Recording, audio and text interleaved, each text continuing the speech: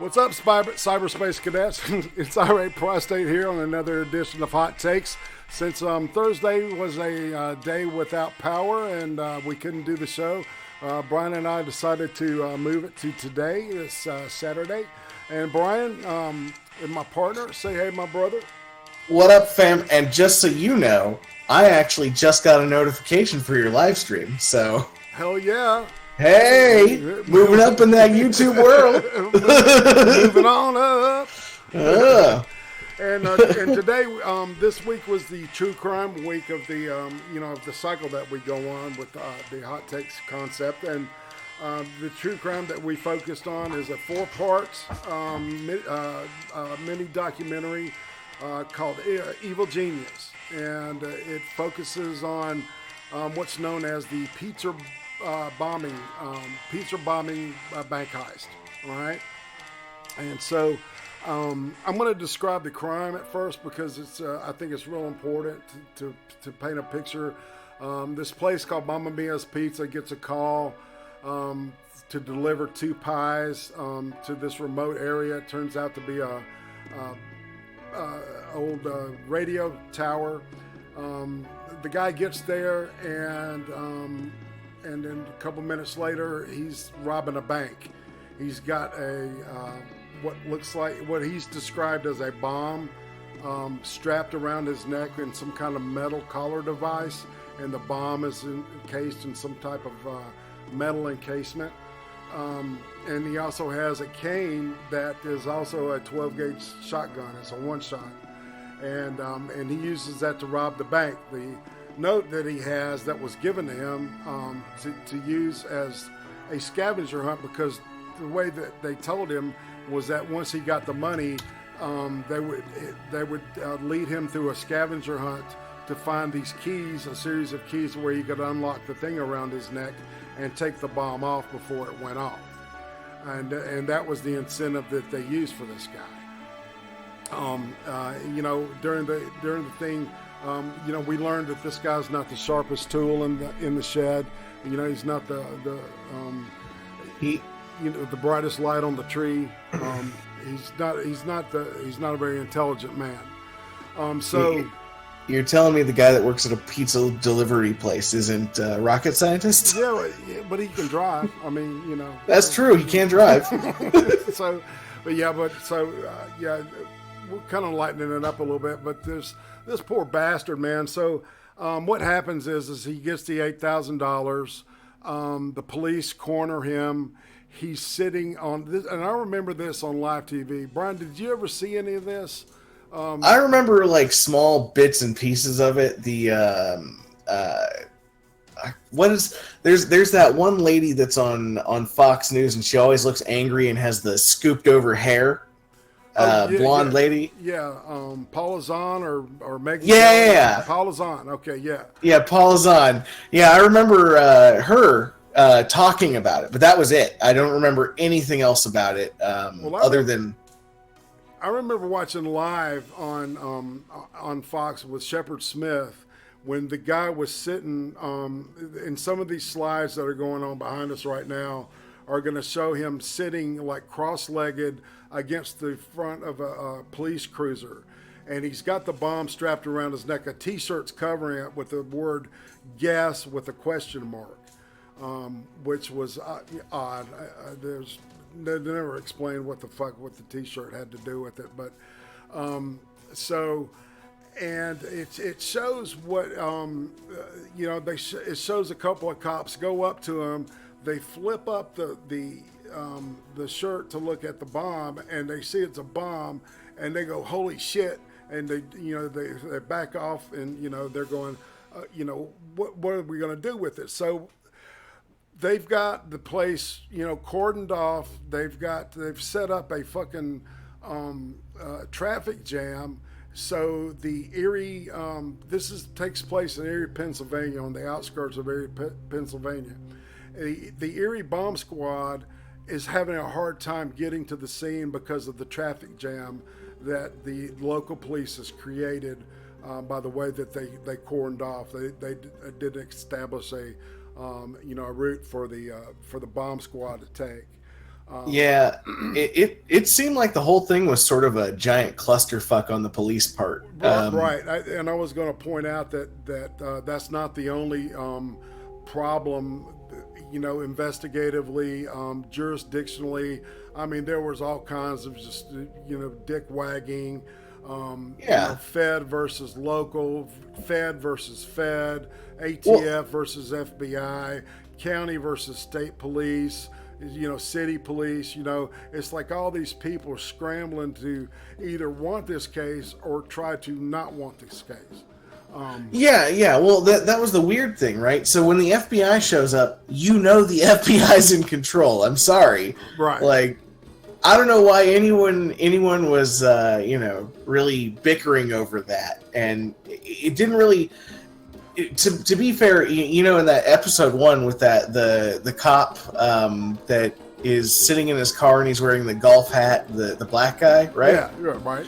He seemed like he was retarded. I feel like if I had a cop... No, I'm with you on that one, man, because I was going like, dude, it's like as soon as they got there, it was their case, A.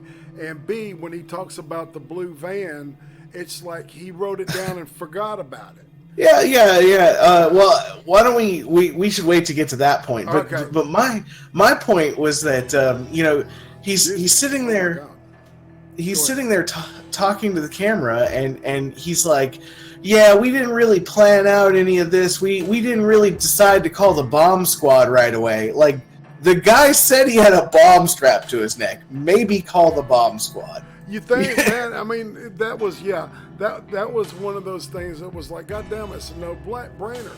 So, all right, while they're waiting on bomb squad to get there, all right, and this dude is just counting, and then suddenly it starts beeping. Beep, beep, beep, and then the guy really gets agitated and says, look, you fuckers, I think this thing is going to go off. He really didn't cuss or anything. I need to back that up because he didn't cuss. The guy was, it was almost like he was like a simpleton, and he was a simpleton. And so, and it just sits there, and then it looks like they tell him to back up away from the car. So I don't know. So maybe it wouldn't fuck the car up. I thought that was weird too. But anyway, so the bomb goes off, and the poor guy, it didn't go off right. It didn't like blow his hat off or anything. There was the metal collar, the way the bomb was designed.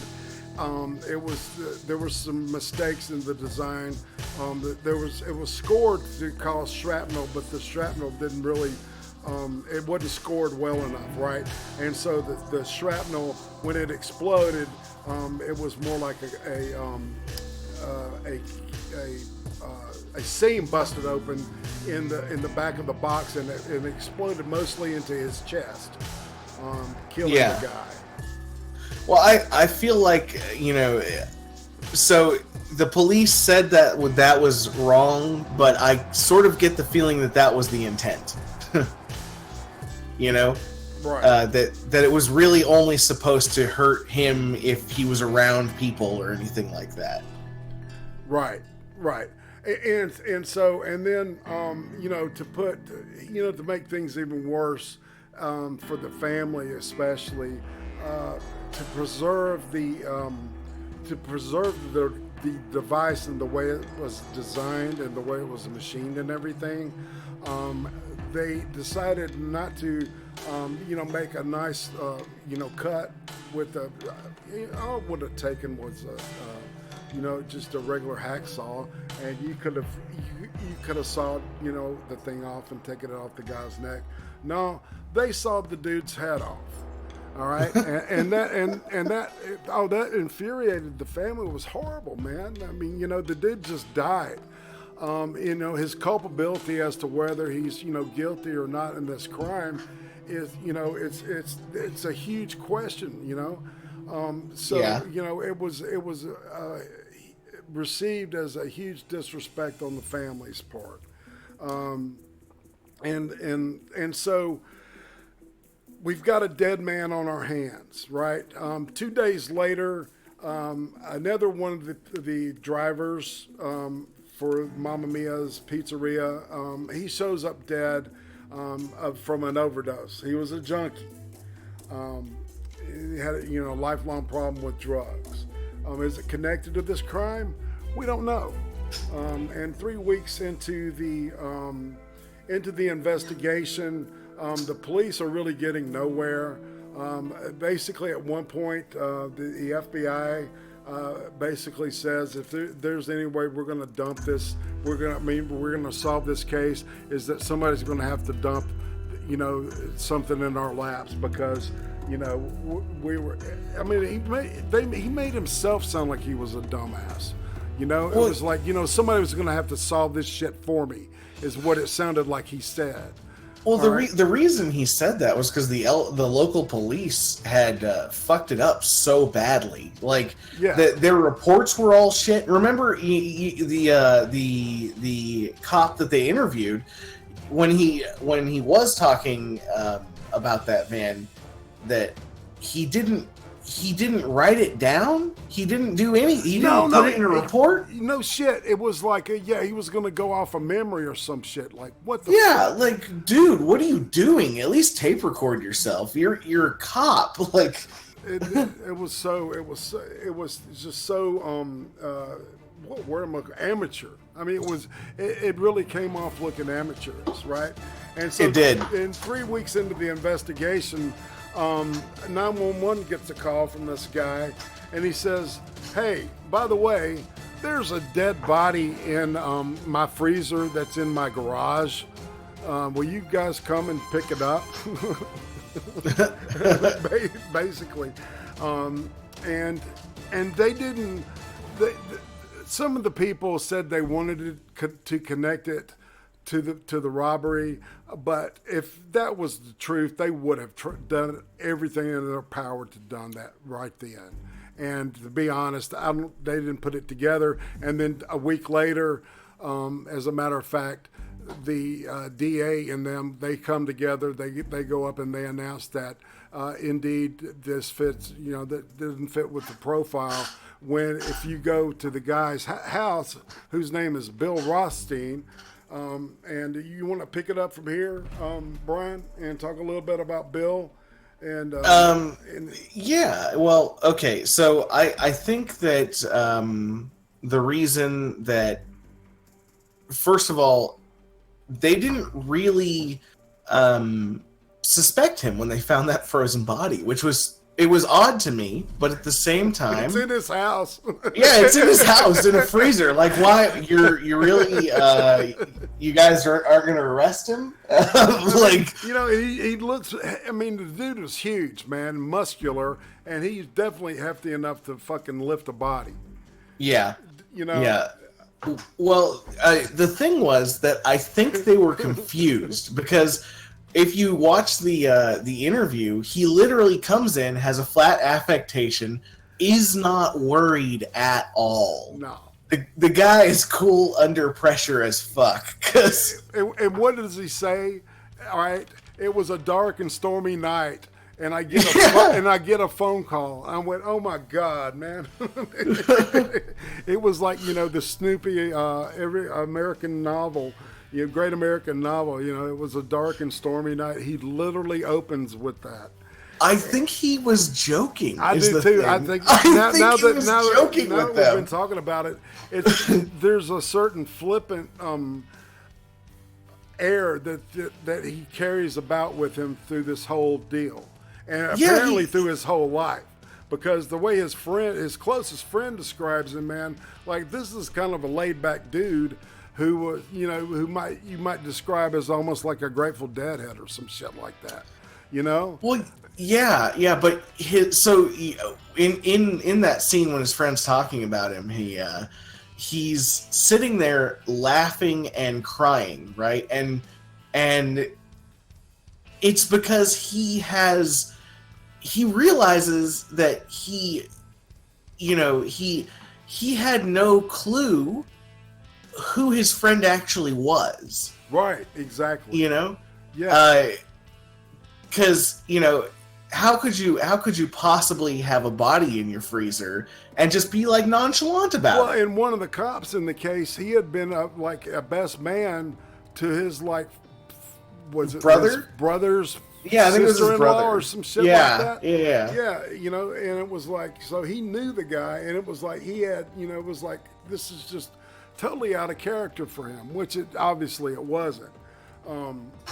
You know, because he was mysteriously making money, you know, his whole life. And, you know, his brother, when they interview him, you know, he accuses him of embezzling from the family fund, which the family was a rich family. He grew up, you know, the local cola bottling plant was literally, they were the owners of that. So there was, Yeah. you know, there was money from that. And so he starts to confess that the person that's behind the death of this guy is the woman who's the focus of the whole the whole thing, and the lady that the narrator / producer has been obsessed with. Her name is Marjorie Deal Armstrong, and he describes her.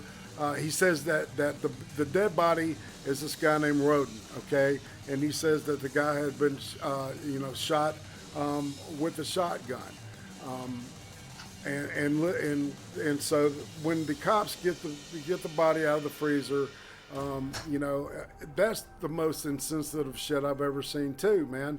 They literally had to let the freezer stand for a couple of days, and the body, he still described it, was frozen like a frozen turkey in the grocery store. And they lift up the freezer to get the body out, and the body just slides down and goes thunk, you know.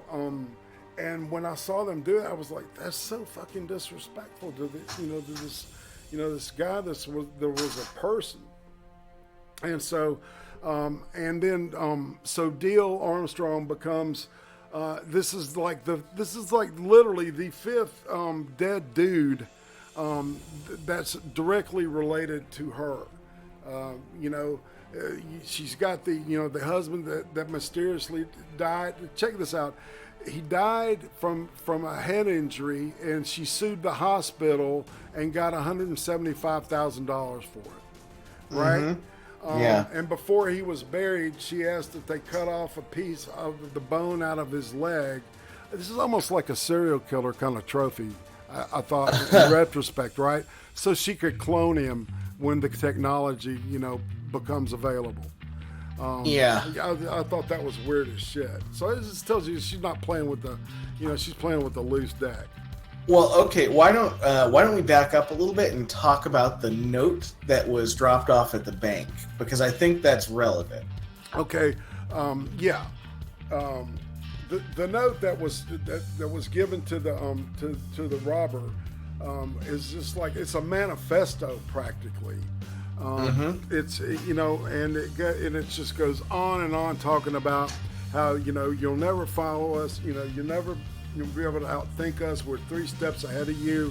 We're always watching you. And they called themselves the troubleshooters. And in the note, they asked specifically for $250,000. And when it's Wells had $8,000 in cash from the cash drawers. They weren't able to get into the vault or anything of that. So. Yeah. The guy died for $8,000. Well, not even that. For nothing, exactly. Yeah. Because he wasn't going to see any of that money, in my opinion, anyway. All right, so Roden is the third dead person now in this case. That's James Roden, right? His name is James Roden, correct? Yeah, James Roden. Who was Marjorie Deal's boyfriend. She claimed that they had a volatile relationship, and that she was afraid for her life, and she kept saying that Rothstein shot him. Rothstein said that she shot him, and he helped her dispose of the body. Right? Yeah. So that was when she was locked up for that. Put in custody. Put in custody. You know, there was this like verbal exchange between them in French, which I didn't understand what he was saying the first time, but I did understand what she said the second time, which was, you know, basically "F you" in French. I would like to have known somebody that spoke French to really get a good translation as to what she actually said to him, because I mean, he had said to her, because I think that was probably, you know, poignant to the situation. All right, so when she's in custody, well, okay, so I think that even before we go into her being in custody, we should explain a little bit about Marjorie Deal. Okay.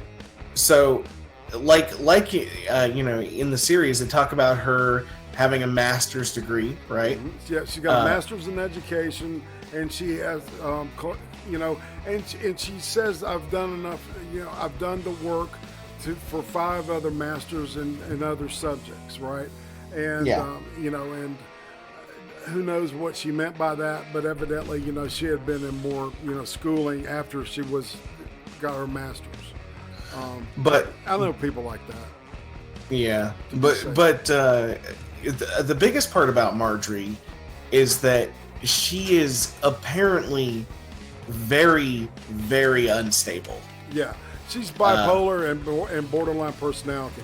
I mean, you know, that whole, there was specifically word for word the definition, having a difficult time keeping and maintaining meaningful relationships is straight out of that specific sentence that she uses is straight out of the DSM. Okay. Yeah. And that I would say that's accurate though, considering that all of her exes are dead. No shit. You know, so we've got this, you know, so we've got her. She's crazier than hell. She evidently develops this horrible relationship with her family, man, where she's an only child, man, you know. She's the one of the most beautiful girls in town. You know, she has all this stuff going for her, but her mental illness, you know, because she doesn't treat it. You know, because she knows that when she's in her 20s that there's something wrong, quote, with the way I'm thinking, and she goes to a psychiatrist, psychologist, and evidently the help that they offered her wasn't. You see, usually with bipolar people is either they're paranoid. So if you give somebody that's paranoid some medicine and you tell them to take it, what do you think they're going to do with it? Not going to take it because they're paranoid about the fucking medicine. Paranoid, right? Yeah. Either that or they take it to a point of where they start feeling better and they don't feel like they need to take it anymore. And then, of course, as soon as they stop taking it, they go into this cycle again. And a lot of people that I've known with bipolar disorder, they've told me that sometimes they wish that the medicine didn't work as well because they loved their hypomanic states because they were so creative. They were so just able to get so much shit done. But then, you know, the converse is when they're in their deep depression, you can't get them out of bed for 3 days. You know, and they just, you know, they sit there and a lot of manic depressives are more likely to kill themselves than people with, with major depression, you know, clinical depression. And that's just statistically a fact. You know, Kurt Cobain is a great example. You know, he was just in a real low swing of his bipolar and he blew his brains out. So. Mm-hmm. All right, and then as this goes on, Marjorie is obviously making friends inside the prison, it's really a county jail, and there's a big difference between prison and county jail. Trust me. And she's bragging to these people, and there's all this information that one of the people, her name is Kelly Macula, like takes to the fucking authorities, and she says, look, this is what she's saying, and she's had specifically written how they had done, the deal with the death of Roden, and even some of the facts with the bank robbery, but they were shoved into a folder called the snitch file. All right, and I don't know the purpose of the snitch file, because why would a fucking warden of a jail, not just go ahead and turn that shit completely over to the FBI, even, because obviously the guy didn't read it, because he alluded to, the actual bank robbery, not just the murder, but the bank robbery too. See, remember, the bank robbery is the big kahuna. This is major case 203 in the FBI, database. So, and then at some point, every time Marjorie Deal gets near a fucking microphone, she'll just start yapping, and she starts, talking about, Bill Rothstein's really behind this, and she said, he has to do with the death of Brian Wells and all this other shit. And that got by the investigators too, but it didn't get by some of the reporters. Did you notice that there was one of those reporters, one of the news guys, looked like a fucking Mike Ditka with about 50 pounds? I didn't think that would let, dudes that size, that corpulent, get on fucking be, actual news. I don't know, that surprised me. Well, sometimes when you're trying to get that breaking news, you've only got one reporter in the area, and it is Pennsylvania? Yeah. Well, see, that is the market, probably is. Yeah. Because this is the local Jim from KQCA 4. Exactly. Yeah, and so so we were so she lets that slip out, and then they start looking at her in this deal, and Bill Rothstein, and at some point,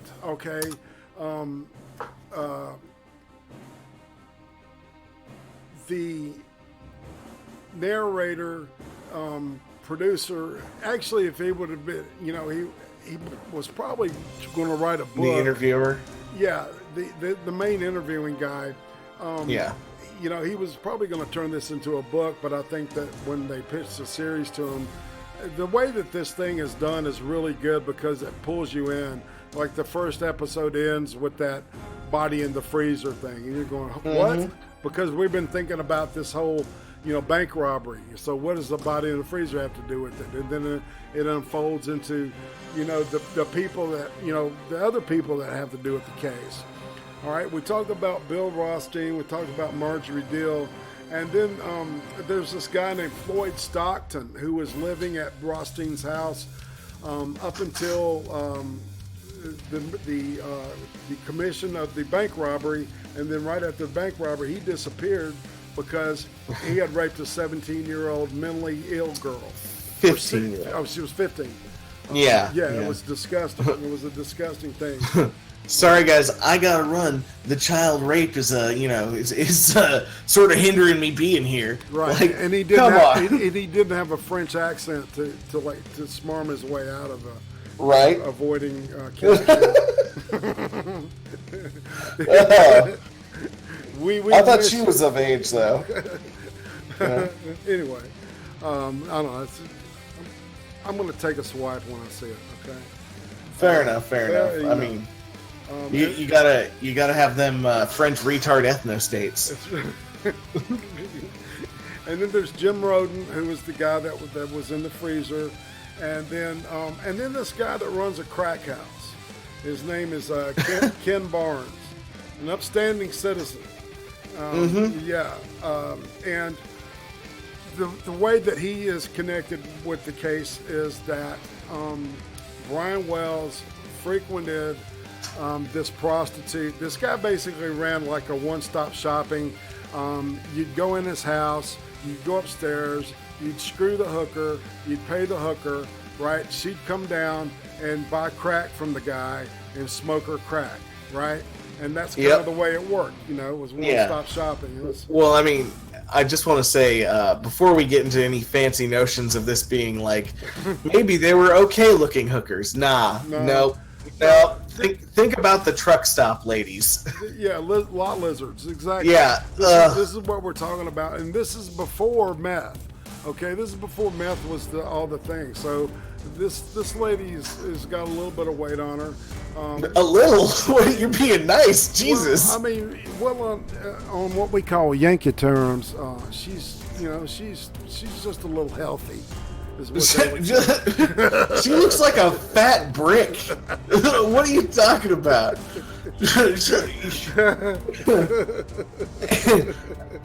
Oh man, she's got, I don't know. She's got like the face of Gary Busey as well. So yeah. To be kind, I mean but hey dude, I've seen worse. I'll tell you that. Yeah. You know. What up, AP? Oh, nothing, man. I fucking love this documentary. Bailey just turned me on to this shit last night, and I stayed up 8 in the fucking morning watching all 4 of these things, dude. This was one of the better ones I've ever seen. If you guys are talking about it, I would love the opportunity to sit in the background and hear your opinions on this. Well, no, you can't come on. Sorry. Oh, god damn it. All right, fine. I'll put myself back in general. No. Fuck, he left, man. Come on back in, AP. Damn it. I was just fucking with you, man. Dude. All right. I'll come back. This is my house. This is my house, man. Well, you know I'm scared of Big Fat Brian, man. He's gonna whoop my ass if I don't do what he says, man. I might eat him too. On the QT, Big Fat Brian sends me DMs every day, like, do what I say or I'll fucking kill you. Yeah, I'll choke you out, bitch. I didn't know he was here, man, and when I saw him, I just got scared and I panicked. I'm sorry. Yeah, exactly. This is wielding of cutlery, man. That's just got everybody, pinned back. So we're at the point in this story. I don't want to give away too much, because I really want to encourage people to watch this because it is fucking riveting. And, once I got into it, I didn't want to stop. All right. Go ahead. Well, how about we make a small compromise? How about the last 10 minutes? We will be like spoiler alerts, if you really want to watch it. And then we don't necessarily give away the end, but we give our theories on what happened. Because I think the weird thing is no one really knows what happened, even though, like, should I spoiler alert or, like, can we talk freely about what happens here at this point? I just joined. I don't know. Let's give it 10 minutes and then we'll go there, okay? All right. Because, even if you watch the whole thing, you're still going to walk away from it like, was that what happened? I can say that. That's not a spoiler. Well, no, and we've pointed out that there's been jurisdictional, kerfluffles and fuck ups, and I mean, goddamn, man. I don't know, man. I think Uzi Q could have solved this fucking crime faster than these people, man. And but she's like an ID addict, and she loved this thing. So, all right, when you popped in, AP, we were talking about, all the guys that are involved. This is right after D.L. Armstrong has been incarcerated in the county lockup. The Makala lady had, given the, a snitch sheet. It was like 5 or 6 legal pad pages of confessions that she had gotten that matched perfectly with the evidence, right? Well, not just that, but she said she was literally writing it down as Marjorie Deal was talking to her. Right, and she didn't mind. The other weird thing about this is when you watch how much evidence a small town police department will hold from the FBI. Right? Glory. No shit, man. That's just some dick wagging horse shit right there, man. Yeah. I mean, because, there are dead bodies on this thing, and they're stacking up. Because at some point, we find out that Bill Rothstein, at some point during this whole situation, knew he was dying of leukemia and non-Hodgkin's lymphoma, which is a form of leukemia. I don't know. I'm not a doctor, but that's what he had, and he knew it was a death sentence. It riddled his body pretty much through with it, and so. While she's locked up, and you go into all these people's houses and they're like fucking. They're not like hoarders. They're like hoarders on fucking on steroids. There's like all kinds. There's like dog shit and fucking. And Diet Coke, cases stacked up to the fucking ceiling of these places. Shit laying everywhere. 2 dead cats. They had 2 dead cats. They couldn't move all that shit out of her house, so they had to leave food and water for all the live cats that were still in that joint. Dude. Yep. Yeah. Creepy cat woman. Creepy ass cat woman. So, let's see. I am at Brian. We were at the Marjorie Deal's house being basically it's a crazy den. If you've ever been in somebody who's crazy's house, you know exactly what it looks like. There's like weird notes in weird places, and she clearly had something going on that was not so great for her. Plus, it seems to be a common theme where crazy people often hang out with like essentially what would be low life scum. Like what's his name? Stockton? Mm-hmm. That guy, pretty low life scum. Yeah, same with the pedophile. Same with the guy that sold all the coke. This was filmed in a time, though, to be fair, this was filmed in a time where everyone in this documentary's got a pedophile mustache. Like, everyone here looks like they have molested these 5 children. They need great force in that town bad. This is 2003 is when the bank robbery occurred. Mm-hmm. And really nothing got really wrapped up on the whole thing until what it was like 2012, if I'm not mistaken. I can't remember the dates worth of shit, so... I think, yeah. All right. So Marjorie Deal and Bill Rothstein. All right. I think they were. You could say they were the alphas of this situation because Floyd Stockton. All right. He is a pedo, rapist. Okay. Who was on the run from the police? Exactly. Yep, for 2 years. Right. So he is like his any kind of credibility as a witness against anybody is totally fucked. Right, Jim Roden was the driver. Was talking about mouthing off and going to the cops. So he ends up dead. I've got a different theory about that, but we'll talk about that in a little bit. And then of course the crack house owner. Right, so all these were like in case they got caught, they were going to be really shitty witnesses against who would be like fingered as the masterminds behind the thing. Yeah, there's another factor that nobody really considered, even the FBI. I had to think about it after it. It was very after the fact thought. Mm-hmm. The other guy at the pizza place that they said probably just OD'd on heroin or some shit like that. His best buddy at the pizza place banged these hookers. Mm-hmm. If that hooker is responsible for making him a patsy, my first when I was watching the documentary theory was that dude who died made him the patsy and she whacked him out. Yeah. It's very clear what's happening here. They're whacking out every fucking link between them and the fucking kidnapping. Exactly. That's what we were talking about before we went live, is that, this was designed, that money was... Because, see, Rothstein knew he was going to die, so evidently that money, that $250, was definitely going to go to her. And that's the money that she specifically requested because that's what she believed was specifically owed to her by her father, who would rather give it away to the neighbors than to give it to his own flesh and blood. All right? That tells you, the kind of relationship that she had with her family. I mean, she was trying to kill him. Her dad was so casual about talking about her. Like, yeah, I never could believe a word she said. We spoiled her. We gave her everything. And problem was she was just a dirty liar and she's fucking crazy. Like, for someone's dad to say that shit and they're like, she wanted to have you killed. He's like, yeah, I heard that. She's a crazy bitch. Exactly. She put a hit out on him. And on top of everything else, and nobody would do the hit. So he fucking laughed that shit off and was like, yeah, she's not in my will. Ha ha.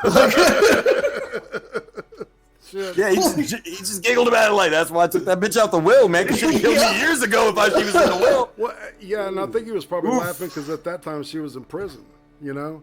That's true. So she probably he was like, damn it, she can't get to me now, bitch, you know? It's like, good God. So, you know, this is some fucked up stuff. So, all right, so she's behind bars. Rothstein dies of cancer.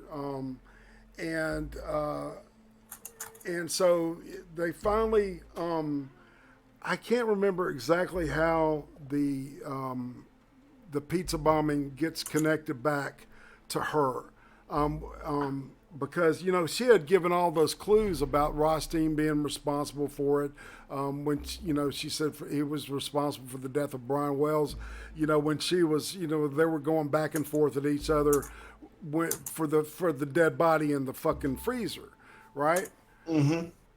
And so I guess it was I'll be right back. It was the jailhouse. That's what it was. It was the jailhouse snitches that that pretty much you know.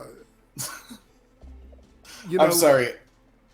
I was reading the chat there for a second, and God, gas at 169. That's true.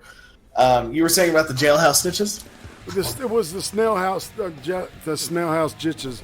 The jailhouse snitches was, I think, where you know, they went back to that stuff, and they were realizing that you know, Jessica, what's her name, Jessica Hoopsick, the prostitute.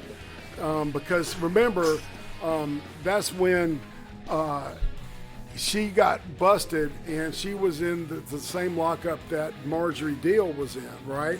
Yeah. And so the guy, you know, knew that he had her, and he wanted to do an interview with her, and you know, and she's the one that implied that she heard, you know, she changed her story a couple of times, but she linked everybody together on the robbery.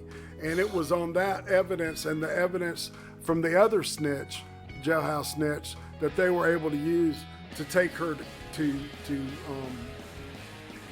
court with. Okay, I want you to remember that hooker's words. I'm going to show Marjorie Deal that I'm intelligent too. Yeah. I'm going to show her that I am also smart. The reason that I felt like she said this was because she was going to tie it up in a nice fucking bow and screw her over. And indeed, you know. And she did. Yeah, and she did, because, you know, this is a point where, you know, Deal does get convicted of this crime, and she got.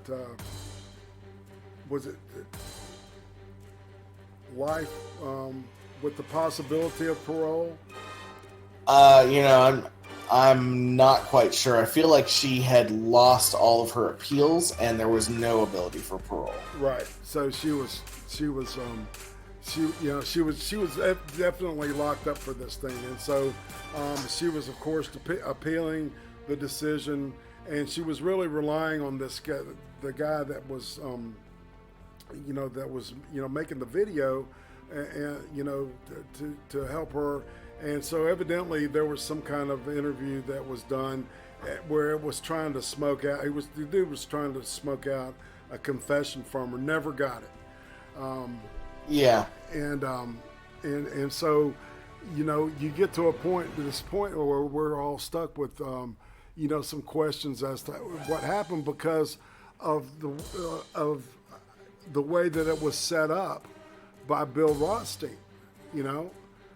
You know, this all comes back to him because, you know, down the line, it turns out they had a witness that put he and Deal at the place where the call for the pizzas came in from, right? It was a UPS driver. You know, that was one of the you know, linchpins that helped convict her. Yeah. And then the confession from Ken Barnes, because the crack house guy, because they had gotten him. I forgot to put that in there. But you know, and you know, of course, you know, the jury bought it and they put her away, and yeah. I mean, they did buy it. Are we at that point? Are we doing full on spoilers, or? I don't know. I was gonna see if.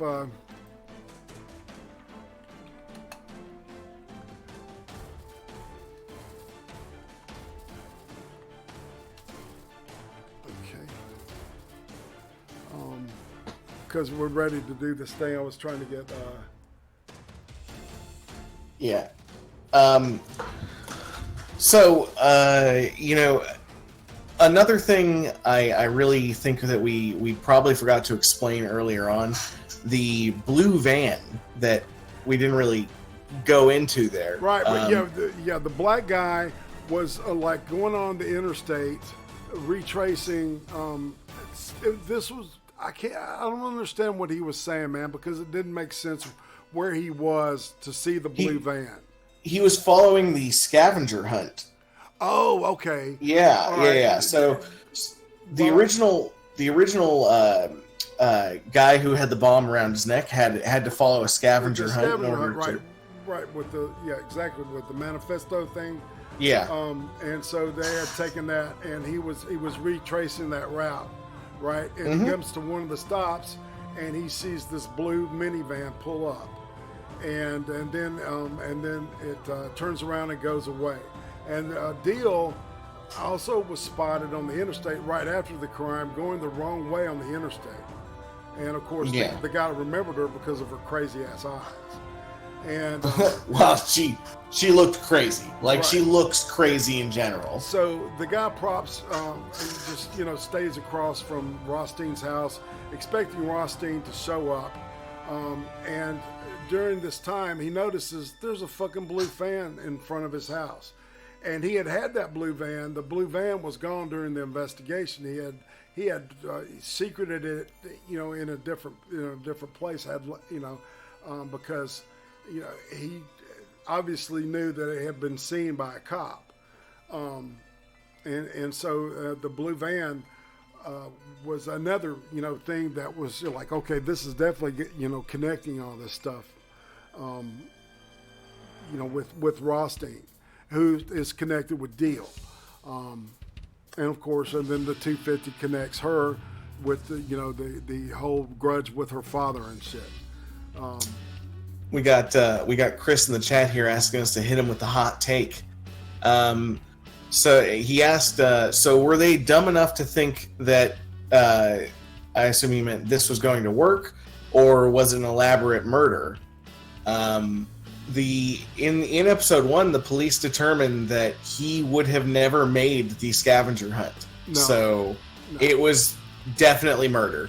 Right. And what they were going to do was they were just going to wait for probably follow him, and because they didn't think he would get busted by the cops, because he was so dumb. I don't understand why they thought they could get away with that, right? But they were following him, and they waited for him to pull over until the bomb went off. Then we grab the money and go.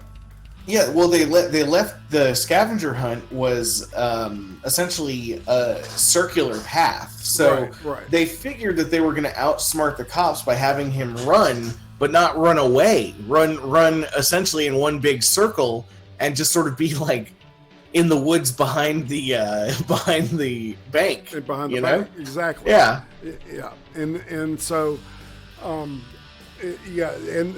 So this was a murder. Absolutely, this was another. It's just another dead body. Remember, Deal has got 5 dead bodies on her at this point in time.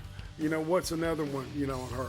And to be honest, I don't think she planned on anybody but maybe Rostein living after after everything was taken care of. Because think about it, you've got an ex-con that's on a run from another conviction and a crack dealer. And then, Jim Roden, who was a drug-using handyman, right? Mm-hmm. And some pizza delivery people. And pizza delivery people, of course. Yeah. I'm not positive about the other pizza delivery guy. I think maybe he may have had survivor guilt in a way and may have just accidentally OD'd because that happens, I don't know. I think that hooker gave him enough drugs to make it look like suicide. Give him a hot shot. Yeah, maybe. Because it sure does seem. No, that seems more likely because now that I'm thinking about it, because at that point in time, everybody was still alive. Nobody had been arrested. It's in that 3-week period before the body gets called in, right? So they're going to try to tighten up loose ends as fast as possible. Mm-hmm. So yeah. So all right. Here's the question I've got: was the hooker part of it? Honestly, I mean, if she knew Brian Wells all that much, even if it was compartmentalized, and Brian Wells wasn't too into the whole thing, right? He didn't really have a huge role to play other than he was told that maybe the bomb was fake and that they were just going to rob the bank and he was going to get away, I think she definitely knew because the way she talked and the way that it seemed like he was a lonely cat man. It really seemed like his only friend was the guy who was addicted to drugs and then his hooker girlfriend, Right. So I think that maybe what was the cocaine dealer's name? I'm sorry. Ken Barnes. I think Ken Barnes may have recommended her because of the fact that he knew he could keep her quiet. Right. Well, and basically, she did. She kept obfuscating whatever she would let out. Like the first way that she put them together is that she overheard, the men and a woman, talking on the porch, right? Yeah. And then, she saw all of them together, even the second pizza guy, okay? Remember, she said that he was there, okay? And then third, they had asked her if she knew a patsy that he could, that they could, manipulate easily, and that was the truth, right? She was she was part of it. If she was guilty, and I like the way she said that she overheard them talking on the patio, right? Right. She didn't overhear nothing. She was there. She was there, exactly. Yeah. She was there, playing because she's a junkie, man, and money equals drugs. So when she heard that money, she was going to be there, right? Exactly. To a dealer, drugs equals money, and to the junkie, it's the vice versa. It's always the opposite. So yeah, she was going to get some of that money. Yep. So I mean, we're 7 minutes out from the end here. Do you want to invite people on to give their theories of what happened? Absolutely. Yeah. As a matter of fact, we'll go long if we can get a bunch of people in the Discord.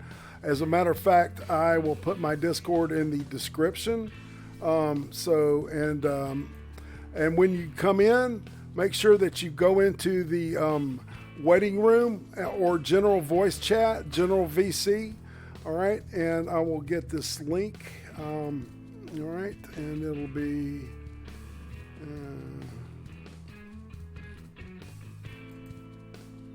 Okay, one day. All right,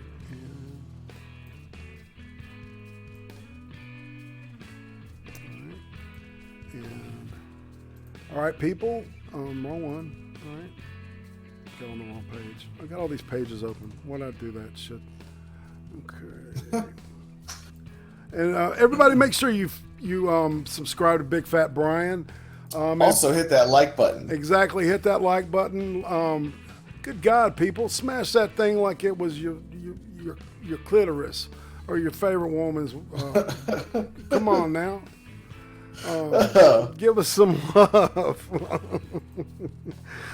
So yeah, I just put the Discord in the description, and because if I put it in the chat there, it won't work because that's the way that YouTube likes to do shit. Just saying. Yeah. Okay, guys. So just so you know, from this point forward, it's spoiler alerts because. All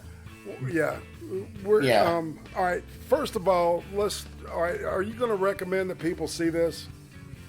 Yeah, of course. If you're a true crime fan, I would even call this a solid 10 out of 10 on the true crime scale. Absolutely. As for documentaries, I'm giving it an 8.5 because there are some things where I felt like he didn't make a connection that was completely obvious. Right. And we don't know if that's intentional or what, but I mean, come on, man. Some of that shit, some of the stuff was really, blatant, just to a point of where I was shaking my head at a couple of them, especially the one where Rothstein says again, and nobody picked it up. Well, also, how do you know Marjorie Deal for the entirety of the rest of her life in prison and not get a real confession? Exactly. Like, you failed. You've been talking to her for years, and you couldn't even. She knew she was dying at a certain point. They told her she had cancer. Well, and he gave her that opportunity, I'm sure, but it's like, I don't know, Brian. To be honest, I think that her personality type, when her personality disorder got to a point of where it became a cluster of personality disorders, and that's part of that narcissistic thing, that she's the smartest person, not in the room, she's the smartest person on the fucking continent, right? So she's going to take that to her grave with her, what exactly happened and how it happened, right? And that's her fuck you to everybody, right? Whereas I think you're, do you want to go ahead and talk about your opinion about the Bill Rothstein's behavior? Okay, so my opinion in this case is that the true mastermind of the entire thing was Bill Rothstein. And the reason I have this opinion is, A, he's the one that clearly made the bomb. Yes. He made it with the extra cell phone that meant nothing in there, the extra wires, the way that he made the neck latch, it wasn't going to be coming off unless they cut his head off, Right. He was meticulous about all these things. Yeah, and can I talk about the neck thing real quick? What he had done is he had scaled up a police grade handcuff, right? He scaled it up and was able to machine a reproduction that worked, a fucking working reproduction of an actual, handcuff.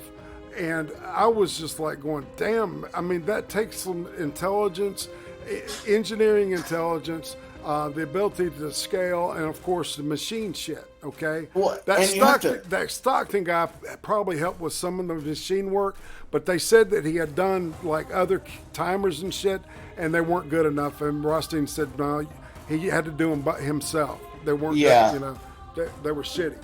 So go ahead. Well, not just that, but think about this. This is 2003. 2003 is when this happened. There weren't schematics for shit like that online at the time. No, he probably had to get a set of handcuffs and measure it and write it out. Yeah, and do the math. Right, and he might have had a copy of the the Anarchist Cookbook, probably. Yeah, he might have on the pipe bomb. Because it was basically 2 pipe bombs inside of an elaborate box. What that box reminded me of, Brian? Like a break the glass and get the fire extinguisher out of it. You know what I'm talking about? I do. But it looked like that was one of those scaled down. Mm-hmm. Because it wasn't big enough to fit a not even a small fire extinguisher. So that's just my take on it. But yeah, all right. What else you got to say? So okay, so then you look at the letters, right? The letters that were the instructions and letters that were written were written in a ranting, sort of crazy style of writing. But if you really think about it, because the police determined... No. This is something I pointed out to Uzi Q. Remember, they were typed out first, and then they put tracing paper on top of it, and they traced the letters, right? Yes. So they couldn't, you couldn't trace the typewriter back, and it looked like a Selectric had typed it out, right? Yes. On a cursory glance, it looked like a Selectric had done it, but in reality, it was handwritten. So you got to be fucking hypomanic to do that kind of shit. Or you have to be really intelligent and know exactly how you're going to frame the lady that looks crazy. Yeah, either that or she just wrote it out, man, and you used it to to your advantage. Yeah, it could be that as well. But I just get the feeling that it was typed before it was written out, obviously. Definitely. And then whoever it was took the time to go over it, and I get this feeling that Marjorie Deal doesn't have the patience for things like that. Mm-hmm. That she can't focus on things like that. I see what and you're the other thing is that he was completely and utterly calm when he was talking to the police. He had an excuse for everything. When they were in his house and they're like, "Oh, we got some blood," he's like, "Oh, well, I tried to commit suicide."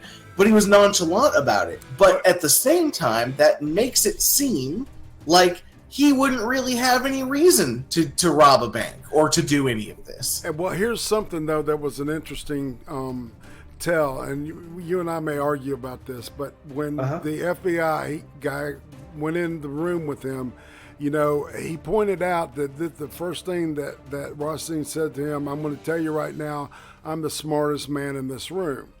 Okay? And I mean, that's technical like psychopathic behavior. It really is. And I think that if we're going with your theory, then that was to completely throw off the cops off of Marjorie. See? Because that would make him look more guilty as to this thing, I think. I don't know. What's one thing about psychopaths that they're a bit impulsive, right? Yeah. Yeah. So do you think if he knew that nobody was going to find out that, A, he's dying. So even if they did find out, he'd end up dying either way. It didn't matter. Yeah, it didn't matter. B, he pretty much knew that nobody was going to figure out that it was him until it was too late. Do you think that he could have resisted boasting without actually boasting? No. No, not at all. Not if he was a true psychopath. Maybe he was a sociopath and he was feigning that to make it. You know what I'm saying?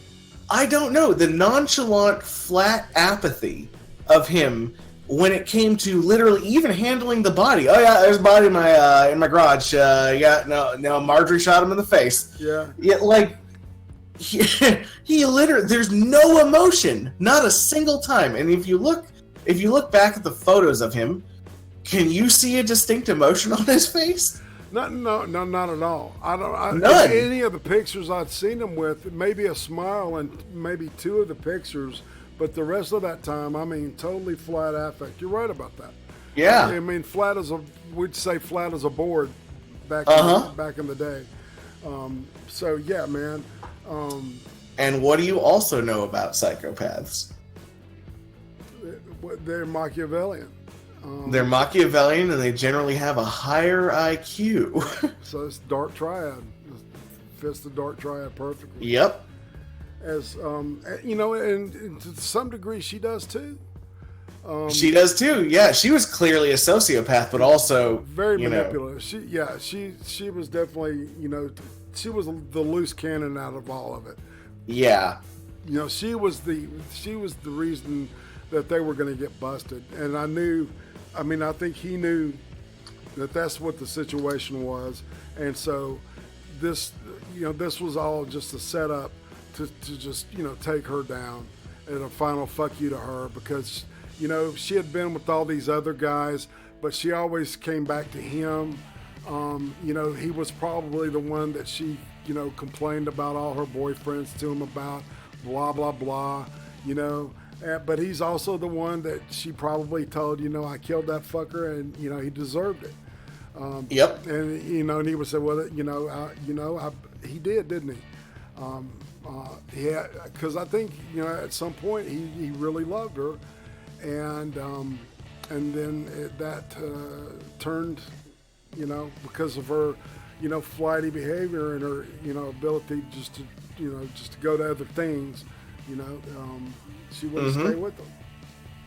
And Adrian Blum says in the Discord chat, he says all killers want to get caught, and to some degree, I think that's true. The ones that get caught, absolutely, they want to get caught. I don't know. I think there's one or two that definitely didn't want to get caught. Yeah, well, she didn't. She definitely didn't, but she couldn't help herself, man. Yeah, she like killing people is like potato chips to that bitch. I don't like you anymore. Later, Yeah. But yeah, no. I really do think that in the end,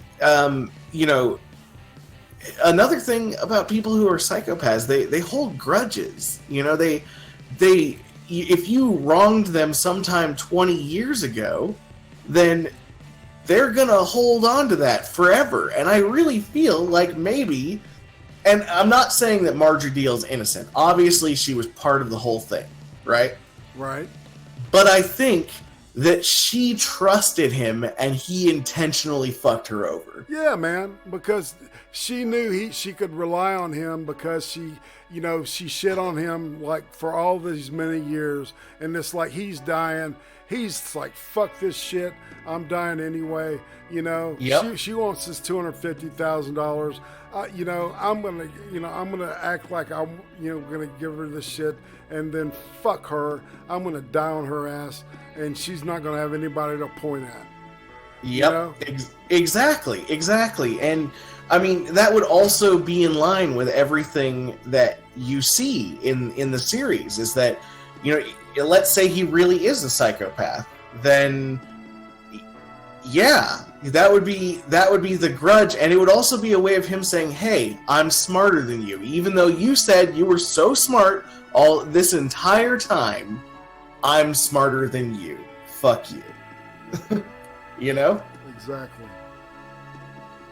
So that's sort of where my theory of what happened. And I mean, you and I both know that clearly Marjorie Deal wouldn't have been capable of making a bomb.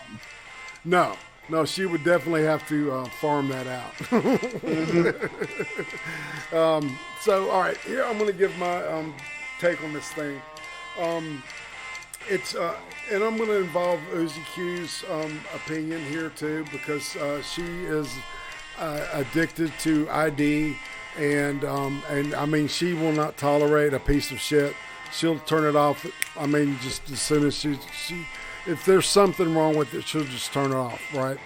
And she was riveted by this thing, and we watched it, from beginning to end, and I went through it again. Like I said, I always do, at least twice for this show. And I was just, I love the storytelling. I think that I think the production team is fantastic, and I think they're going to be the ones doing these. Next year it's going to be a different crime. It's going to be a different evil genius, right? But I think that the style and the production crew will be the people that stay with this thing. And if that's the case, then I think we've got a really good series here. And I'm going to give this 4-part, mini documentary,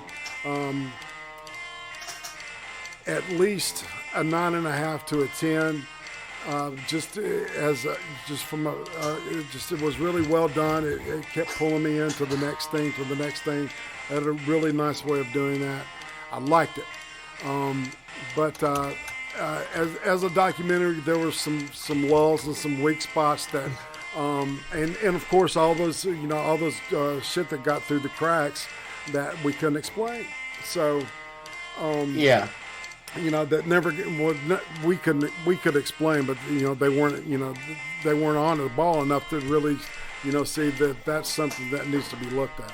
So there's room for improvement there too. So as a documentary, specifically documentary, okay, I'll go with the 7.5. All right, just because it's I think those misses were big, and that's production's fault. All right, you got this guy that's obsessed with this shit, and of course he's gonna see it with different eyes because he's been up in it so long. So there needed to be somebody on that production team that said, no, look, dude, you missed something, and look, and I think that's where they fell short. But I recommend, if you're into true crime, watch this damn thing and you will love it. And if you don't like it, come hit me on my Discord and tell me why, or hit the comment section and tell me why you didn't like it. Because it's everybody's got opinions, and it's really nice to get a dialogue going with you guys.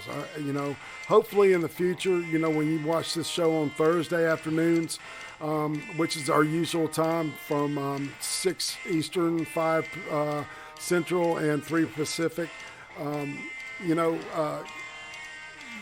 catch us each week. We want everybody to know what we're looking at. What's the movie we're looking at next week? The next movie we're looking at is The Bad Batch. The Bad Batch. Yep. And that's a Netflix. It's I think it's a Netflix original, but it's got Keanu Reeves. All I know is Keanu Reeves, and it doesn't look like Keanu Reeves. Hold on one second, we'll pull it up real quick. All right. It looks like a post-apocalyptic kind of thing. But with some twists to it. So maybe a fresh take. Brian and I have declared the zombie genre dead. So maybe this because this doesn't really talk about living dead. It talks about cannibals in the description. So it may be just like normal folks like you and me just like to eat people. And I mean, everybody's palate's different. So I've got it up right now. The synopsis is banished to a wasteland of undesirables. A young woman struggles to find her feet. A drug-soaked desert society and an enclave of cannibals.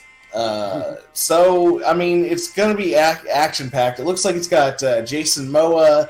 Oh wow, Jason Momoa, yeah. Yeah, Momoa, and Keanu Reeves, and the main character is a woman called Suki Waterhouse, but she's got one arm, so I mean, clearly it's going to be pretty badass. Oh, cool. Yeah. All right. Well, and we'll be looking with that. Is our special guest going to be joining us? I believe so. He verified in a DM to me. So, all right. So, Failure. The one and only Failure will be joining us next Thursday, so catch that. And we'll see you guys then. Until then, this is IRATE Prostate saying daterludes and take it easy, cyberspace cadets. And Brian? Thug life, dab. Goodbye, y'all.